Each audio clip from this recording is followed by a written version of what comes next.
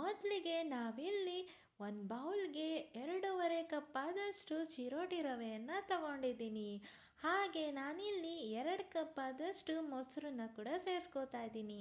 ಹಾಗೆ ಸ್ವಲ್ಪ ನೀರು ಹಾಕ್ಕೊಂಡು ಗಟ್ಟಿಯಾಗಿ ಕಲಸಿ ಒಂದು 10-15 ನಿಮಿಷ ನೆನೆಯಲು ಬಿಡೋಣವಾ. ನಂತರ ನಾನಿಲ್ಲಿ ಆ ನೆಂದಿರೋ ಅಂಥ ಬ್ಯಾಟರನ್ನು ಮಿಕ್ಸಿ ಜಾರ್ಗೆ ಹಾಕ್ಕೊಂಡು ಒಂದು ಸ್ವಲ್ಪ ನೀರು ಸೇರಿಸಿ ಚೆನ್ನಾಗಿ ಗಟ್ಟಿಯಾಗಿ ರುಬ್ಕೊಬೇಕಾಗುತ್ತೆ. ನೋಡಿ, ಈಗ ಬ್ಯಾಟರ್ ರೆಡಿ ಆಗಿದೆ ಬನ್ ದೋಸೆಗೆ. ನಂತರ ನಾನಿಲ್ಲಿ ಒಂದು ಪ್ಯಾನ್ ತಗೊಂಡಿದ್ದೀನಿ. ಪ್ಯಾನ್ಗೆ ಎಣ್ಣೆ ಹಾಕಿ ಸ್ವಲ್ಪ ಕಾದ ನಂತರ ಸಾಸಿವೆ ಹಾಕ್ತಾಯಿದ್ದೀನಿ. ಸಾಸಿವೆ ಚಟಪಟ ಅಂತ ಸಿಡಿಬೇಕು. ನೋಡಿ, ಇವಾಗ ಸಾಸಿವೆ ಸಿಡ್ದಾಗಿದೆ. ಈಗ ಕಡಲೆಬೇಳೆ ಕೂಡ ಸೇರಿಸ್ಕೊಳ್ತಾ ಇದ್ದೀನಿ. ಯಾರಿನ್ನೂ ನನ್ನ ಚಾನಲ್ನ ಸಬ್ಸ್ಕ್ರೈಬ್ ಮಾಡಿಲ್ವೋ ಸಬ್ಸ್ಕ್ರೈಬ್ ಮಾಡಿ, ಶೇರ್ ಮಾಡಿ, ಲೈಕ್ ಮಾಡಿ, ಕಮೆಂಟ್ಸ್ ಮಾಡಿ, ಹಾಗೆ ಸಪೋರ್ಟ್ ಮಾಡ್ತಾಯಿರಿ.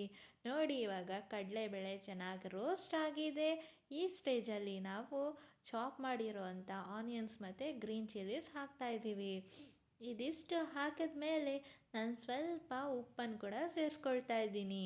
ಇದಿಷ್ಟು ಆದಮೇಲೆ ಚೆನ್ನಾಗಿ ಫ್ರೈ ಮಾಡಲು ಬಿಡೋಣವಾ. ಚೆನ್ನಾಗಿ ಫ್ರೈ ಆಗ್ತಾಯಿದೆ. ಈಗ ಇದನ್ನು ಆರಲು ಬಿಡ್ತಾಯಿದ್ದೀನಿ. ನಂತರ ನಮ್ಮ ಬ್ಯಾಟರ್ಗೆ ಕೊತ್ತಂಬರಿ ಸೊಪ್ಪು ಸೇರಿಸ್ಕೊಳ್ತಾ ಇದ್ದೀನಿ. ಹಾಗೆಯೇ ಆರಿರುವಂಥ ಈರುಳ್ಳಿ ಕೂಡ ಸೇರಿಸ್ಕೊಳ್ತಾ ಇದ್ದೀನಿ.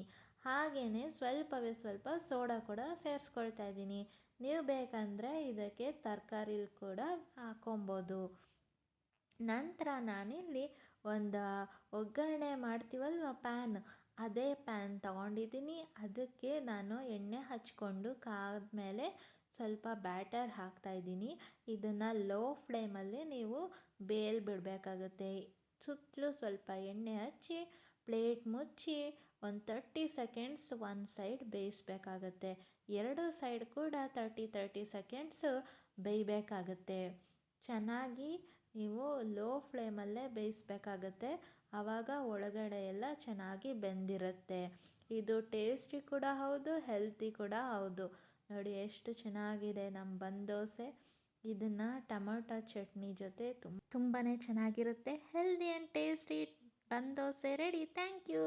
Keep watching.